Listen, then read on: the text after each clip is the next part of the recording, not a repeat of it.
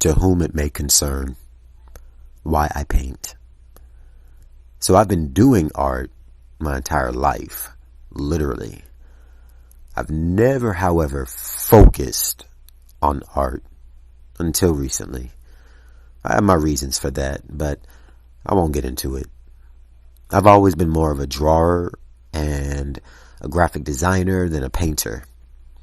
Paint just didn't excite me the way graphic design and drawing did. But when I really thought about the tragedy of not giving something a try, it inspired me to teach myself how to paint. When I started learning how to paint, it became so therapeutic for me. I would talk to myself like a lot. I guess not talking to others a lot helps me make room to have conversation with myself. Who knows? But as I talked to myself through painting, I listened. I listened to what I was telling myself. Like when I had moments of hesitation to add a stroke here rather than there, I had to stop second guessing myself and trust myself. Can you imagine that? Coming up with advice for yourself about something and being able to apply that same advice in other areas of your life. Like, I'm always second guessing myself. It's one thing to be uncertain, but it's something totally different to not even believe in yourself. Sometimes when painting, I'll have to step back to look at my work. Hearing myself say, step back and look at what you're doing. It's so powerful to hear that. How could I not listen to advice like that and not think of my own life, like my own personal life? I think sometimes we all have to stop and take a look at our lives to truly know what we are doing and how a picture is turning out. So my interest in painting has become more of a journey, a way for me to look within myself. Painting has become a time for me to find parts of myself that may be lost or not present. Painting is a coach and a lifesaver. I take my art more seriously than I did before. As someone who is serious about mastering his craft, I want improvement.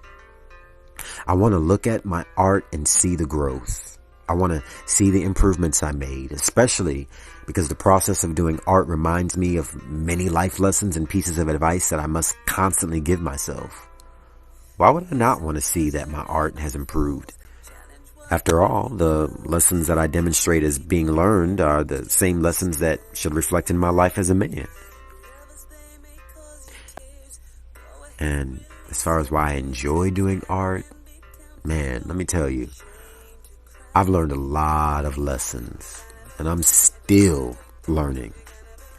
I'm an artist who spent most of his life trying to seem invisible because I felt invisible. So I never pushed myself and never allowed myself to fall behind. I tried my best to master the art of being invisible, and that meant going with the flow. Strange but true. So my skills as an artist never really improved until recently. I was always fine with being a mediocre artist with mediocre skills, but not anymore. I want to master my craft. I want to master my craft like I mastered the art of falling in love. Seriously.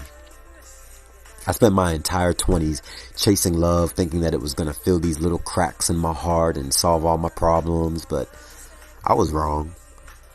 I ended up building an entire catalog of lessons and trauma, and more lessons and disappointments and wasted time and, oh yeah, heartbreak. You know, the normal stuff. I've come so far in my life, obstacle after obstacle, just to find out that I was overcoming obstacles that should not have been present to begin with.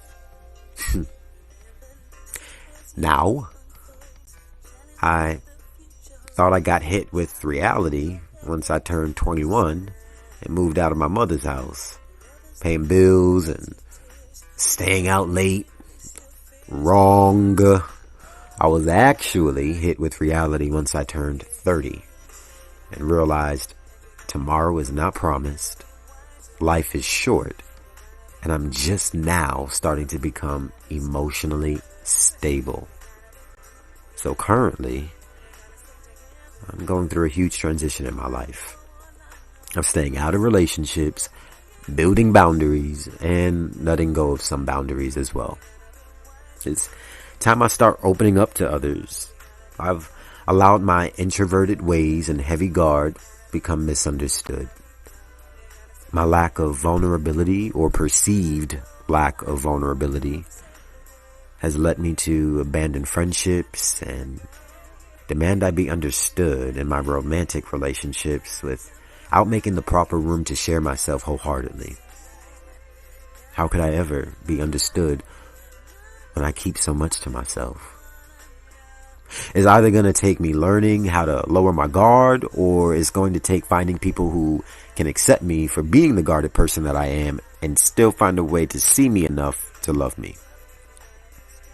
Perhaps when I learn to let my guard down, the consequence of that will make me a better artist. Perhaps. Signed, a guarded, artsy individual.